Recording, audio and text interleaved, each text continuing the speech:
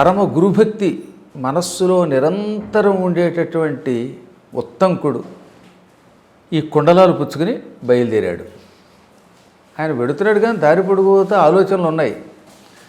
అనవసరంగా అన్నం పెట్టిన వాడిని తొందరపడి శపించి నేను శాపం పొందాను, ఈ శాపం నుంచి ఎలా బయటపడతాను అనిపించిందిట. సంస్కృత భారతం ఒక ధర్మసూక్ష్మం చెప్పిందండి.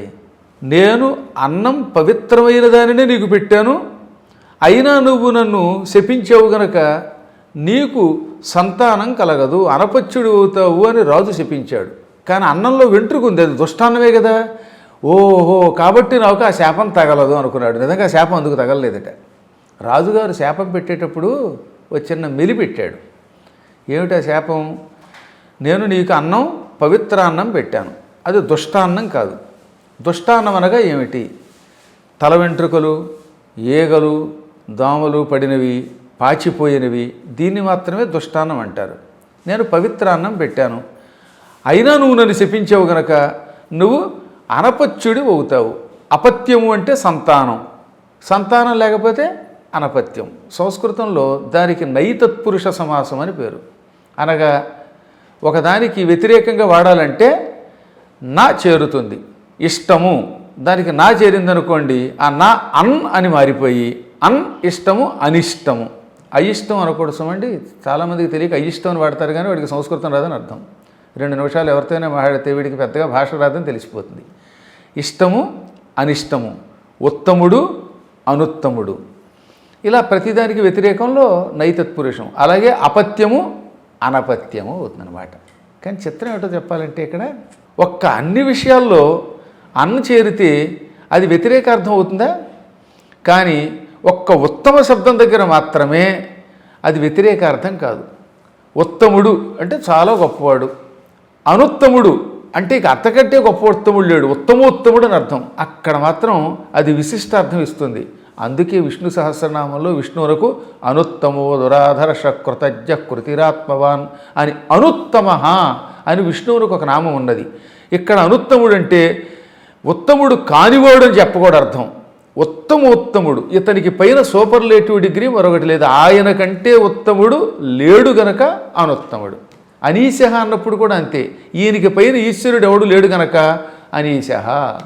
అందువల్ల ఈయన ఏంటంటే నీవు అనపత్యుడు అవ్వాలని శపించాడు. ఆ శాపం నాకు తగలపోవడానికి గల కారణం అన్నంలో వెంట్రుక ఉన్నది. దానికి శాస్త్రమే ఉపనిషత్తులు, దానికి శాస్త్రమే భగవద్గీత. అనగా భగవద్గీతలో కూడా ఏ ఆహారాలు పెట్టకూడదో చెప్పాడు. ఇంటికి వచ్చిన వాడికి అన్నం పెట్టేటప్పుడు చాలా జాగ్రత్తగా పెట్టాలట. మీకు ఈసారి వీలుంటే భగవద్గీతలో చూడండి. సప్త రజస్తమో గుణములనే 3 గుణములకు గల కారణం ఆహారమే. ఈ ఆహారాలు ఎవరెవరు ఎలాంటివి తింటారు అనగా కట్వాంబల లవణాత్యుష్ణ తీక్ష్ణ రోక్షణ విదాహిన.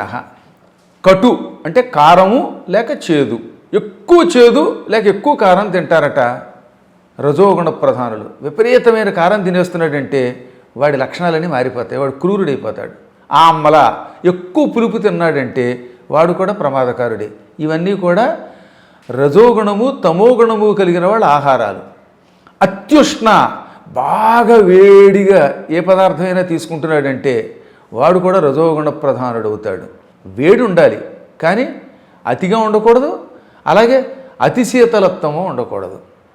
పూతి పర్యూషితం తథా, పూతి అంటే వాసన వచ్చినది, వాసన వస్తున్న ఆహారం తినకూడదు, అది అనారోగ్యం. అందుకని ఆరోగ్యాన్ని చెప్పాడు కృష్ణుడు. భగవద్గీతలో చెప్పినవన్నీ ఆరోగ్య శాస్త్రాలే. పర్యూషితము అనగా దూషితమైన ఆహారం. ఏమేమిటి పర్యూషితంలోకి వస్తాయి?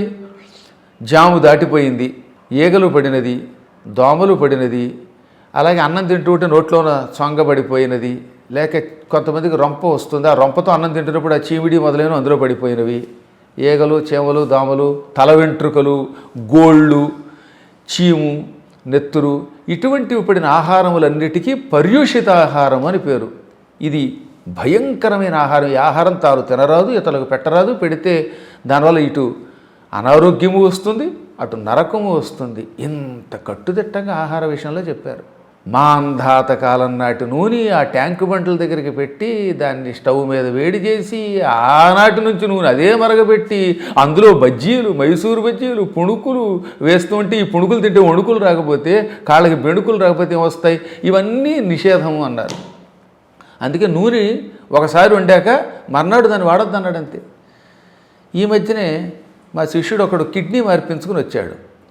కిడ్నీ మార్పించుకోగానే వాళ్ళకి డాక్టర్ గారు ఇచ్చిన సలహా ఏమిటో తెలుసా? వాడిన నూనె మళ్ళీ వాడితే ఈ కిడ్నీ 6 నెలల్లో పాడైపోతుందని చెప్పారట. అది ఎప్పుడో భగవద్గీతలోనూ భారతంలోనూ చెప్పారు. అంటే ఇవాళ ఏ బజ్జీలు వేయించుకోవడానికో నూనె మరగబెట్టి ఈ నూనె మళ్ళీ నిలవబెట్టి మళ్ళీ మర్నాడు అది మరగబెట్టి వేయిస్తే అందులో పుణుకులు అవి తింటే కిడ్నీలు పాడైపోతున్నాయి. చూశారు ఆ రోజుల్లో ఆరోగ్య శాస్త్రాన్ని ఎంత బాగా చెప్పారో. ధర్మం పేరుతో చెప్పారు. ధర్మం పేరుతో చెబితే వీడి కర్మాచరణ బాగుంటుంది కనుక ఈ విధమైన మర్మాన్ని అందించారు. అది అర్థం కాక మనం అన్నిటికీ పిడివాదం అని చెప్పి వాటిని తీసి పక్కన పెట్టి అనారోగ్యం పాలవుతున్నాం. ఇంత చర్చ చేసుకుంటూ కుండలములు పట్టుకుని ఉత్తంకుడు వెళ్ళాడు. ఇంతలో సంధ్యా సమయం అయ్యింది. తప్పక సంధ్యావందనం చేసేవారు పూర్వకాలంలో. ఇప్పుడంటే ఏదో కొద్దిమందే చేస్తున్నారు, కానీ పూర్వకాలంలో ఆడ మగ అందరూ సంధ్యావందనం చేశారండోయ్. సీతాదేవి వేళ తప్పకుండా సంధ్యావందనం చేసింది అని రామాయణంలో, వాల్మీకి రామాయణంలో సుందరకాండంలో ఉన్నది. సంధ్యాకాలమనాశ్యామ ధ్రువమేష్యతి జానకి సంధ్యార్థే వరవర్ణిని. వేళ తప్పకుండా సంధ్యావందనం చెయ్యాలనే కోరిక కలిగిన సీతాదేవి ఇక్కడ ఒక నది ఉన్నది, ఈ నది దగ్గరకు వస్తుంది. ఇక్కడికి వచ్చి స్నానం చేసి నీళ్లు చేతిలోకి తీసుకుని అర్ఘ్యప్రదానం చేస్తుంది అని హనుమంతుడు రామాయణంలో సుందరకాండంలో 14వ సర్గలో ఈ శ్లోకం చెప్పాడు. ఇప్పటికి కూడా అశోకవనం అక్కడ కనపడుతూనే ఉంటుంది. వరకు శ్రీలంకలో చల్లని నీరు అక్కడ ప్రవహిస్తూ ఉంటుంది. ఆ ప్రాంతం చాలా చల్లగా ఉంటుందండి. మొత్తం లంకలో మనకి ఎలా అయితే బదరీ కేదారాలు చల్లగా ఉంటాయో, అశోకవనం ఉన్న ప్రాంతం మాత్రం భయంకరమైన చలి ప్రాంతం. ఆ చలిలో అశోక వృక్షం కింద సీతను ఎందుకు పెట్టాడో దుర్మార్గుడు? చలి తట్టుకోలేక తన అంతఃపురంలోకి వచ్చేస్తుందని. కానీ ఆవిడ చలి తట్టుకుంది, ఆ బాధలు తట్టుకున్నది. ఆవిడున్న చెట్టు పక్కనే ఒక సెలయేరు ఎప్పుడు ప్రవహిస్తున్నప్పుడు ఒక నది. ఈ నది దక్షిణ సముద్రం, హిందూ మహాసముద్రంలో కలుస్తుంది. అక్కడ పెద్ద హనుమంతుడి పాదాలు ఉంటాయి. దాదాపు ఒక 20 పర్యాయాలు మేము శ్రీలంక వెళ్ళినప్పుడల్లా ఆ పాదాలు ఎన్నోసార్లు చూపించాను శిష్యులకి. మళ్ళీ రేపు నవంబర్ 18వ తారీఖు నుంచి 25వ తారీఖు వరకు అక్కడికి వెడుతున్నాం. వీలున్నప్పుడు ఎవడన్నా రాగలిగితే అక్కడ చూడగలిగితే ఎంతో అద్భుతంగా ఉంటుంది. ఆ దృశ్యం చూస్తే శరీరం గగుర్పాటుకు గురవుతుంది. ఆంజనేయుడు చిన్న రూపంతో ఉన్నటువంటి విగ్రహం, పెద్ద రూపంతో ఉన్న విగ్రహం రెండూ కూడా అక్కడ ప్రతిష్ఠించారు. అక్కడ హనుమంతుని పాదాలు చూసి తీరవలసింది. ఇదంతా ఎందుకు చెబుతున్నానంటే, అంతటి మహామాత సీత కూడా సంధ్యావందనం చేసింది. అంటే ఆ రోజుల్లో ఆడవాళ్ళు సంధ్యావందనం చేశారు. ప్రతి ప్రాణి చేశారు. ఇప్పుడు కలియుగం కదా, అదేదో కొంతమందో చేసుకోవాలి, అర్చకులు చేసుకోవాలి, మాకు సంబంధం ఏమిటి అనుకుంటున్నారేమో. అదేమీ లేదు, అందరికీ సంధ్యావందనం ఉన్నది. విధానం కొంచెం తేడా అంతే. అందువల్ల ఈయన కూడా సంధ్యావందనం కోసం ఒక చోట ఆగాడు. అదొక అద్భుతమైన చెరువు. చేతిలో కుండలాలు ఉన్నాయి. అప్పటికే ఆయనకు లోపల కొంచెం అనుమానం వస్తూనే ఉంది. కుండలాలు కింద పెట్టద్దు, పెడితే ప్రమాదం అని ఆ పౌష్యపత్ని చెప్పింది. కానీ స్నానం చెయ్యాలి కదా, ఏం చెయ్యాలి అనుకున్నాడు. ఈయన బయలుదేరిన దగ్గర నుంచి రాజుగారి భార్య దగ్గర కుండలములు పుచ్చుకొని గురువుగారి భార్య దగ్గరికి వెడుతున్నంతసేపు వెనకే ఒక దిగంబరుడు వస్తున్నట్ట. దిగంబర యోగి. ఆ రోజుల్లో కూడా దిగంబర యోగులు కొంతమంది ఉండేవారు. ఈయనకి ఎందుకు అనుమానం వచ్చింది, వీడెవడనా వెనకే వస్తున్నాడు అనుకున్నాడు. అయినా ఎవడో యోగి కదా, యోగులకి ఈ కుండలాలతో సంబంధం ఏమిటి అని వాడిని నమ్మాడు. అందుకే భారతంలో ఇక్కడ మళ్ళీ ఇంకో సూక్తి చెప్పారండోయ్, వేషాన్ని చూసి మోసపోవద్దు. అందరూ విభూతి పెడతారు, అందరూ కుండలాలు ధరిస్తారు, అందరూ ఈ మధ్యకాలంలో రుద్రాక్షలు ధరిస్తున్నారు. కానీ వేషమును చూచి కాక మనస్సుని చూచి ఆయన దగ్గరికి సద్గురువుని చేరు. అసలు ఇంకో రహస్యం చెప్పమంటారా? సద్గురువుల కంటే అసద్గురువులు కలియుగంలో ఇన్ని రుద్రాక్షలు వేస్తారట. దంభవేషం, కాషాయ అంబర సురుచిర వేష. కొంతమంది మంచి కాషాయం ధరిస్తారు, మహావేషం ధరిస్తారు. ఇదంతా ఏమిటంటే ఉదరకృతార్థం బహుకృత వేష భజ గోవిందం భజ గోవిందం గోవిందం భజ మూఢమతి అని శంకరాచార్యులు వారు ఎన్ని వేల సంవత్సరాల క్రితం చెప్పారో ఆలోచించండి. కలియుగంలో నేను కాషాయం కట్టాను మీరు కొడుతున్నారా నాయన, కానీ అందరం ఒక రకం కాదు అని శంకరుడు ఈ భజగోవిందం స్తోత్రంలో సుస్పష్టంగా చెప్పాడు. పొట్ట కోసం ఉదరకృతార్థం అంటే పొట్ట పోషించుకోవడానికి, దంభం కోసం బహుకృత వేష, ఎన్నో రకాల వేషాలు వేస్తూ ఉంటారు, వాళ్ళంతా ఒకే రకంగా ఉండరు. కాబట్టి ఇక్కడ వాడు దిగంబరుడిగా ఉన్నాడు, వాడేదో యోగి అని భ్రమించి యోగులకు ఈ కుండలములతో పని ఏముందనుకుని అక్కడ తన బట్టలు ఇప్పి దాని మీద పెట్టి చిన్న తువ్వాలు కట్టుకుని కుండలాలు పెట్టి ఒక నమస్కారం చేసుకుని సంధ్యావందనానికి నీళ్లలో దిగాడు. అప్పటిదాకా దిగంబరుడి వేషంలో వస్తున్నటువంటి వాడు తక్షకుడు. ఈ తక్షకుడు కద్రువ కొడుకుల్లో 4వవాడు, ఆదిశేషుడు, ఆ తర్వాత 2వవాడు వాసుకి, 3వవాడు ధృతరాష్ట్రుడు, 4 తక్షకుడు, 5వవాడు ఐరావతుడు, 6వవాడు అరుకాషుడు, తర్వాత వాడు శంఖుడు. ఇలా మొత్తం మీద 1000 మంది కొడుకులు ఉన్నారు కద్రువకి. అందులో వీడు 4వవాడు. వీడికి కుండలాలంటే చాలా ఇష్టం. ఈ కుండలాలతో వాడేం చేసుకుంటాడని అడగనే, ఈ కుండలాలు ధరించినటువంటి వాడికి మాతృశాపం ఉండదు, అకాల మరణం ఉండదు. ఆ కుండలాలు ఆ పతివ్రత అంత తపశ్శక్తితో సంపాదించింది. అంత పూర్వం కద్రువ పాములందరినీ జనమేజయ మహారాజు గారి సర్పయాగంలో పడి బూడిదైపోండని చెప్పించింది. నేనొక్కడిని అందులోంచి బయటపడాలంటే ఈ కుండలాలు ధరిస్తే బాగుంటుంది అనిపించింది వాడికి. అప్పటికీ వాళ్ళకి శాప విముక్తి వాళ్ళ అమ్మ చెప్పినా ఈ కుండలాలు ధరిస్తే రవ్వంత కూడా గండం ఉండదు నాకు, అందువల్ల ఈ కుండలాలు పట్టుకుపోదాం అనుకుని వచ్చాడనమాట వాడు. సరిగ్గా ఆయన నీళ్లలో దిగ్గానే టక్కున పరుగున వచ్చి ఆ కుండలాలు చేత్తో పుచ్చుకుని పారిపోవడం మొదలుపెట్టాడు. పాపం తన బట్టల సంగతి వదిలేసి కట్టుకున్న తువ్వాలుతోటి ఉదంకుడు నీటిలోంచి బయటికి దూకి ఒరే పారిపోకు పారిపోకు అని వెంటబడ్డాడు. మొత్తం మీద గురుభక్తి కలిగిన వాడు అవడం వల్ల భుజం పట్టుకున్నట్టుండయి. తీరా భుజం పట్టుకోగానే జర్రున చేతులను జారిపోయాడు వాడు, పావుగా మారిపోయి. అది మామూలు పాము కాదు, ఆకాశం అంతెత్తు పావుగా మారిపోయాడు. పాము శరీరం ఒక రకమైన జుగుప్స కలిగిస్తుంది, గరుకుగా ఉంటుంది. దాంతో వణికిపోయి వదిలేశాడు ఆ పాముని. ఆ పాముకి 1000 పడగలు ఉన్నాయి. ఆ పడగల్లో కొన్ని పడగలు ఎర్రగా, కొన్ని తెల్లగా, కొన్ని నల్లగా, కొన్ని పొగరంగులోనూ ఉన్నాయి. మరికొన్ని పడగలైతే అతి భయంకరమైన ఎర్రని కళ్ళతో కూడిన 2 నాలుకలు బయటకు వస్తున్నటువంటి యముడి కోరల్లో ఉన్నాయి. అటువంటి పడగలను చూచి వదిలేశాడు. వాడు టక్కన పరిగెత్తుకుంటూ వెళ్ళి అక్కడ ఒక చిన్న పుట్ట ఉంది, ఆ పుట్టలో దూరిపోయాడు. సర్రును కిందకి వెళ్ళిపోయాడు. ఆ పుట్ట నుంచి పాతాళానికి వెళ్ళిపోయాడు. పాపం ఉదంకుడు ఖిన్నుడైపోయాడు. గురువుగారి భార్య మీద ఎంతో భక్తితో ఈ కుండలాల కోసం వచ్చాను, పతివ్రత కుండలాలు తీసుకున్నాను, అయినా ఎందుకు పోయాయి ఈ కుండలాలు?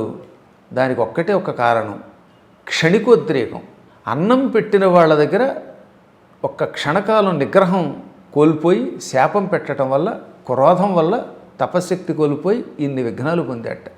అందువల్ల మహాత్ముల ఎడల ఎప్పుడూ కోపం పనికిరాదు. సరే, ఇప్పుడు ఎలా పాతాళానికి వెళ్ళడం? వాడు పాము, వాడితో నేను వెళ్ళలేను అనుకుంటూ ఉంటే పక్కన గుణపంలాగా కనపడుతున్న ఒక కట్టె ఉన్నది. ఆ కట్టె చివరి ఎవరో గుణపంలో తవ్వించారనమాట. ఇప్పుడు మనం వికెట్లు అంటామే, అలాంటి కర్ర ఒకటి అక్కడ ఉందండోయ్. దాన్ని కొర్రు అంటారు.